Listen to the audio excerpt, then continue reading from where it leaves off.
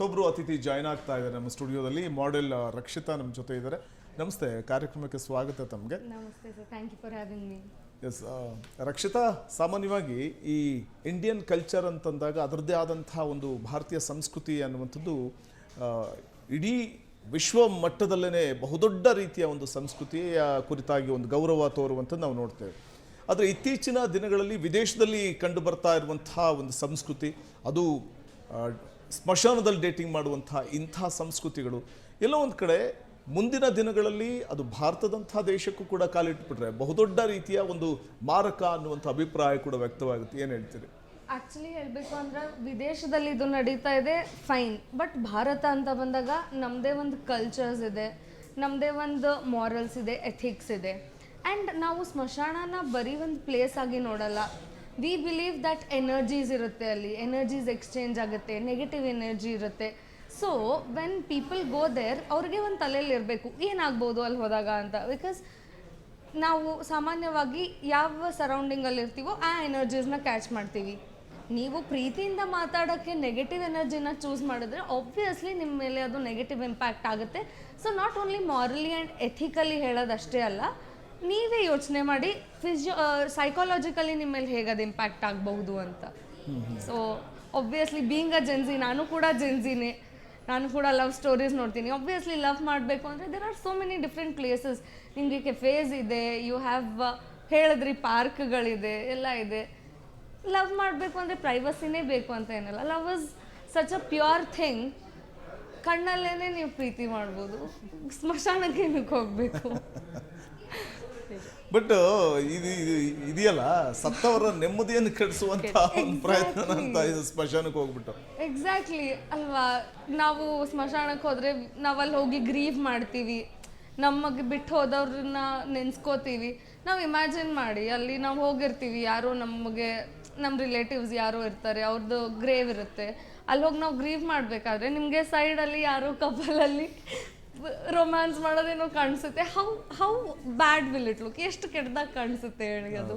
So that is the thing. ನಂಗೆ ಅನ್ಸಲ್ಲ ಇಂಡಿಯಾದಲ್ಲಿ ಆಗ್ಬಹುದು ಅಂತ.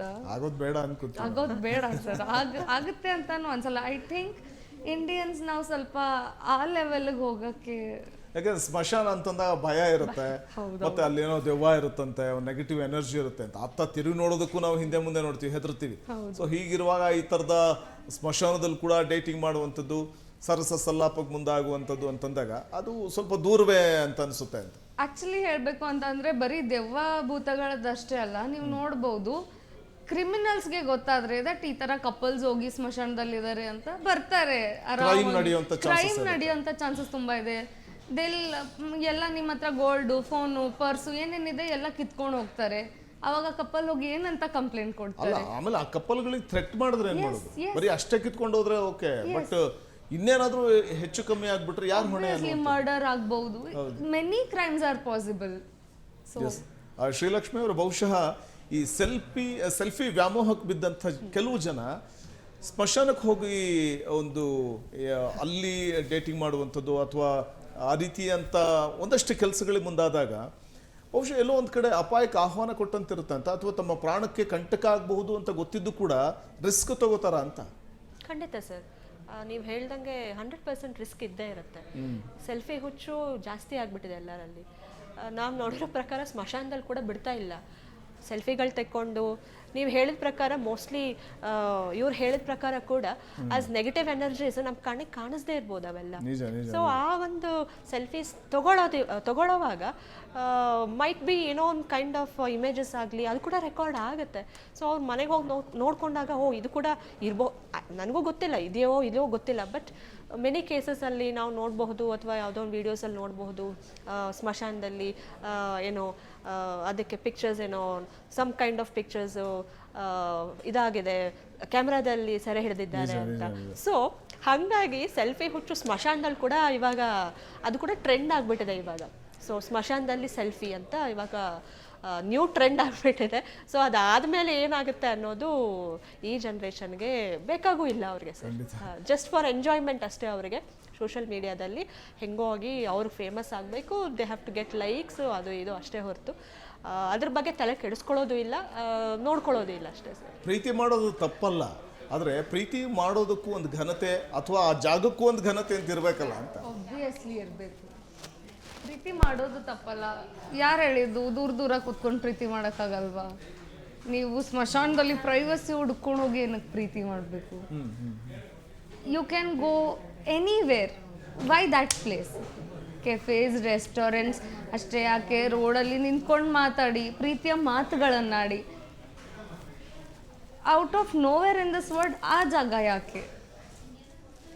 ಎಲ್ಲ ಜಾಗಕ್ಕೂ ಒಂದೊಂದು ಮೀನಿಂಗ್ ಇರುತ್ತಲ್ವಾ? ಖಂಡಿತವಾಗ್ಲೂ. ಆ ಮೀನಿಂಗನ್ನೇ ನೀವು ರೆಸ್ಪೆಕ್ಟ್ ಮಾಡಿಲ್ಲ ಅಂದರೆ ಲವ್ ಏನಕ್ಕೆ?